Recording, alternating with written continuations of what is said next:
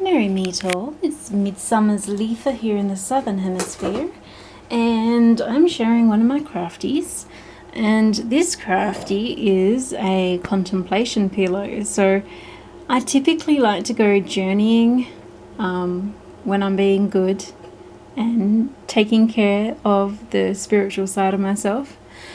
I said when I'm being good. I'm not always good. I sometimes get stuck in the hamster wheel of just doing stuff without doing the other important stuff that I need to do, such as self-care. But anyway, so when I do that, I like to go journeying, and I don't always lie down, but I'm making these pillows, so I force myself to lie down and close my eyes and get right into it. So a journeying pillow or a dream pillow or a sleep pillow, I personally wouldn't sleep with this, or that sort of thing, unless I make that gives me an idea. I'll make a sachet of this very mixture. I'll put it into a sachet so I can have it underneath my pillow when I sleep. But as for the pillow itself, it's meant to rest on top of your forehead as you're lying down to help you get into the dream or the working state of your journeying in your mind's eye. And I'm using botanicals, of course, that mean something to me and my ancestors, my bloodline in particular, as a witch and druid of the old ways. So right now, it looks pretty crappy, doesn't it?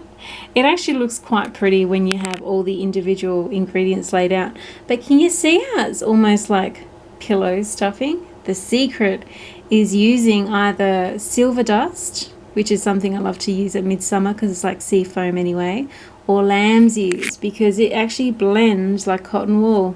So you put it with your other ingredients and then you blend it like cotton wool. So in this mix I have obviously the silver miller, I have oak leaf, dried oak leaf, I also have Munstead lavender buds.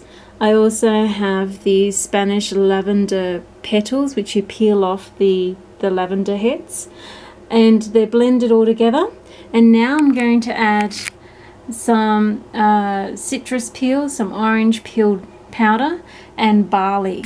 Now the citrus is kind of self-explanatory because of midsummer, yeah, so that just smells. Oh, and I forgot, I added a pinch of wormwood flowers as well. I love using wormwood for veil work and journeying. It's very important to my ethnos of European bloodlines. And then I also love using barley. Why use barley? Okay, so have you ever used those heat pillows when you've done an injury or something, or you've got a sore neck, you put a pillow on the back of your head, you throw it in a microwave? Well, the thing I love about barley, it weighs the pillow down a little bit. It's not just soft, it weighs it down.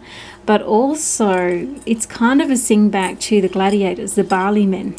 So, sorry guys, your European ancestors, a lot of them were actually vegan, well, mostly vegan or plant-based, including the barley men, who were the gladiators. Pretty much it was expensive to eat meat and all that sort of thing, and so they literally had pretty much a plant-based life, and barley, it was plentiful and cheap, so the gladiators would be fed barley. That is so soft, it feels like a dream pillow already. So that is the stuffing of my pillow, and this is a fabric I'm going to use. I like to use a light fabric in the summer for obvious reasons. It's bloody hot. If you were to use flannel, which I was going to do, on my, hang on, that's not a good idea. It's just too hot. Save your flannels for the cooler months if you're going to do a dream or a contemplation pillow. But anyway, I'll do a recording once I've actually made my pillow, and I might even throw in a guided journey so you could close your eyes, lie down and journey with me. Blessed be and merry part.